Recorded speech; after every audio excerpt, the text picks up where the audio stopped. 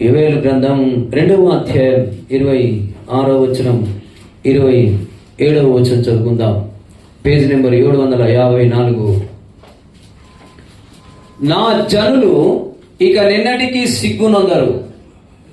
అప్పుడు ఇజ్రాయేళ్ల మధ్య ఉన్నవాడను నేనే అనియు, నేనే దేవుడైన యెహోవాననియు, నేను తప్ప వేరు దేవుడొకడు లేడనియు మీరు తెలుసుకుందరు. నా జనులు ఇక ఎన్నడను సిగ్గు నొందకయుందురు. చాలు, ప్రార్థన. పరిశుద్ధుడైన మా తండ్రి, ఆదియు అంతమును నేనే అని సెలవిచ్చిన తండ్రి, ఇశ్రాయేలును కాపాడవాడు కొనుకడు నిద్రపడని సెలవిచ్చిన తండ్రి, అయా కొద్దిసేపు ప్రభా మీరు మా మధ్య నుండి మాతో మాట్లాడమని ప్రార్థిస్తున్నాను ప్రభు. మీరు మాట్లాడితే ప్రభా రాజులు ప్రభా సైతం నీ మాట వింటారయ్యా. నువ్వు మాట్లాడితే ప్రభా మానవుల హృదయాలు తెరవబడతాయి తండ్రి. మీరు మాట్లాడమని యేసు క్రీస్తు నామమున అడిగి వేడుకొంచు మీకు సమర్పిస్తున్న నా పరమ తండ్రి. ఆమేన్, ఆమేన్, హల్లెలూయా. చదవబడినటువంటి లేఖన భాగములో ప్రవక్త అయినటువంటి యోవేలు గ్రంథములో వాక్యం ఈ విధంగా సెలవిచ్చింది. నా జనులు ఇక ఎన్నడూ సిగ్గు నొందరు. దేవునికి మహిమ కలుగును గాక. హల్లెలూయా, హల్లెలూయా. దేవుని రక్తములో కడగబడినటువంటి బిడ్డలు, దేవుని సొత్తైనటువంటి ప్రజల గురించి దేవుడు వాగ్దానం చేసినటువంటి మాట. ప్రపంచంలో ఎంతోమంది ఉన్నారు జనులు, కానీ ఆయన రక్తములో కడగబడినటువంటి జనాంగమే నా సొత్తు అని దేవుని వాక్యం సెలవిస్తుంది. ఆయన సొత్తైన ప్రజల గురించి వాక్యం సెలవిస్తుంది. నా జనులు, నా జనులు ఇక నిన్నడు సిగ్గు నొందరు అని వాక్యం సెలవిచ్చింది. దేవునికి మహిమ కలుగును గాక. హల్లెలూయా, హల్లెలూయా. నాకు చాలా విశ్వాసము దేవుని యందు. ఎన్నో సమస్యలు అనేటివి వస్తూ ఉంటాయి, ఒడిదుడుకులు వస్తూనే ఉంటాయి. వాటన్నిటిని ఎప్పుడు కూడా నేనైతే లెక్క చేయలేను. నా హిసాబులో 14 సంవత్సరాలు గతించిపోతుంది నేను ప్రభుని నమ్ముకొని. ఈరోజు కూడా నేను ప్రభు మీదనే ప్రతి భారము, ప్రతి విశ్వాసము. నీ భారము యెహోవా మీద మోపుము, ఆయన నిన్ను ఆదుకొనును అని వాక్యం సెలవిస్తుంది. దేవునికి మహిమ కలుగును గాక. హల్లెలూయా. 31వ కీర్తన 1వ వచనం మనం చదువుకుందాం. కీర్తనల గ్రంథం 31వ అధ్యాయం 1వ వచనం చదువుకుందాం. చూడండి. యెహోవా నేను నీ శరణు జొచ్చి ఉన్నాను. అబ్బా, యెహోవా నేను నీ శరణు జొచ్చి ఉన్నాను, నా నెన్నడును కూడా సిగ్గుపడనీయకుము. దేవునికి స్తోత్రం కలుగును గాక. హల్లెలూయా. దావీదు అంటున్నటువంటి మాట, కీర్తనకారుడు అయినటువంటి దావీదు అంటుండు, యెహోవా నేను నీ శరణు జొచ్చి ఉన్నానయ్యా, నన్ను ఎన్నడూ నువ్వు సిగ్గుపడనీయకుము. నా జనులు ఇక ఎన్నడూ సిగ్గునందరని వాక్యం సెలవిచ్చింది. దేవుడు దావీదును రాజుగా ఎన్నుకున్నాడు, కానీ పరిస్థితులు తలక్రిందులుగా అవుతా ఉన్నాయి. ఒక పక్క సౌలు సొంత మామనే యుద్ధములో ఓడిపోతా ఉన్నాడు, కానీ దేవుడు దావీదును ఏర్పరచుకొని ఆ ఫిలిష్తీయుడైనటువంటి గొల్యాతును కొట్టే బలం దేవుడు అనుగ్రహించాడు. విజయాన్ని పొందుకున్నాడు. విజయం పొందుకొని వస్తూ ఉన్నప్పుడు, వీధుల గుండా వస్తూ ఉన్నప్పుడు ఆ యొక్క ప్రాంతములో దేవుని పిల్లలు అంటున్నారు, సౌలుకు 1000 కొలది, దావీదుకు 10,000 కొలది స్తుతులు అని వారు పాటలు పాడిరని వాక్యం సెలవిచ్చింది. కారణం, దేవుని పిల్లలకు విజయం దొరికింది. విజయాన్ని బట్టి వారు వస్తూ ఉంటే విషపు చూపు చూపినటువంటి సౌలు, తీసుకుంటే నా రాజ్యాన్ని తీసుకుంటావు తప్ప నువ్వు ఇక నన్ను ఏమీ చేయలేవని చెప్పేసి ఒక సవాలు దావీదు మీద వేస్తూ ఉన్నాడు. అలాంటి పరిస్థితిలో ఇక దావీదును ఎలాగైనా చంపాలి, ఈట బట్టి పొడిచి చంపాలని 4 సార్లు దావీదును చంపజూచినటువంటి సౌలు ఎవరో తెలుసా? సౌలు తన సొంత మామనే. సౌలు ఎవరో తెలుసా? సౌలు కూతురు మీకాలు.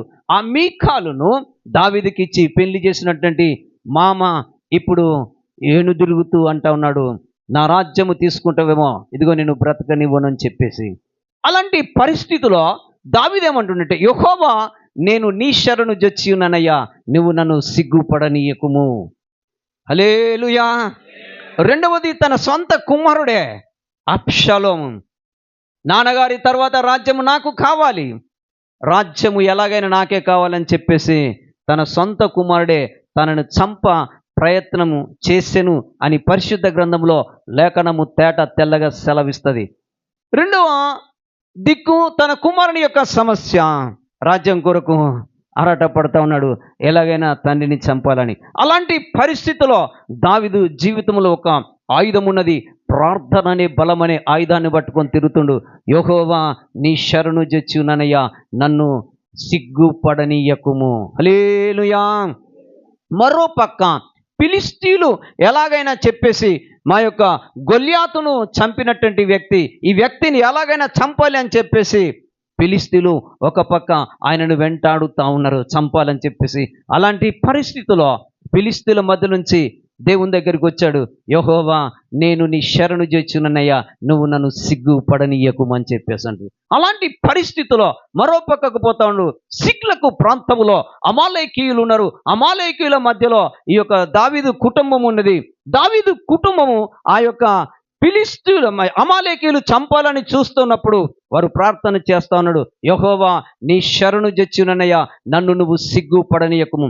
ఒక పక్కన సొంత మామ, రెండవ పక్క ఫిలిష్తీయులు, మూడవ పక్కన పోయినట్టుంటే అబ్షాలోము, నాలుగవ పక్కన చూచినట్టుంటే అమాలేకీయులు. ఈ నలుగురి మధ్యలో నుంచి సతమతమవుతున్నటువంటి దావీదు, యెహోవా నీ శరణు జొచ్చున్నాను, నీవు నన్ను సిగ్గుపడనీయకుమంటున్నాడు. అలాంటి పరిస్థితిలో దేవుడు దావీదును విడిచిపెట్టలే. ఒక మాట చెప్పి నేను అయ్యగారికి ఇస్తాను. కీర్తనల గ్రంథం 71వ కీర్తన మొదటి వచనం మనం చదువుకుందాం. కీర్తనల గ్రంథం 71వ కీర్తన మొదటి వచనం చదువుకుందాం. యెహోవా నేను నీ శరణు జొచ్చి ఉన్నాను, నన్నెన్నడును సిగ్గుపడనీయకము. హల్లెలూయా. యోవేలు గ్రంథముల వాక్యం సెలవిచ్చింది, నా జనులు ఇక ఎన్నడూ సిగ్గునొందరు.